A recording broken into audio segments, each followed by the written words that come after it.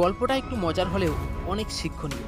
দেখা যায় 0 থেকে 9 পর্যন্ত সংখ্যাগুলো একটা লাইনে দাঁড়িয়েছিল। ঠিক তখন লাইনে থাকা 9 নম্বর সংখ্যাটি হঠাৎ 8 নম্বর সংখ্যাটিকে চড় মারে। তখন 8 নম্বর সংখ্যাটি 9 নম্বর সংখ্যাটিকে জিজ্ঞেস করে, তুই আমাকে চড় মারলি কেন? তখন 9 নম্বর সংখ্যাটি বলে, আমি এই লাইনের সব থেকে বড়, তাই।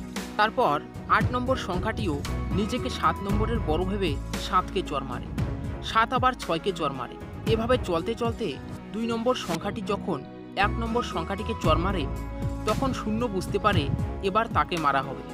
তাই 0 ভয়ে সেখান থেকে পালিয়ে কিছুটা দূরে গিয়ে বসে যায়। তখন 1 0কে বলে, আমি তোকে মারবো না, তুই আয়। কিন্তু 0-এর 1-এর কথা বিশ্বাস হয়নি। তখন দেখা যায় 1 নিজেই 0-এর কাছে গিয়ে 0-এর পাশে বসে 0কে 10 বানিয়ে দেয় এবং 0কে এই লাইনের সব থেকে বড় বানিয়ে দেয়।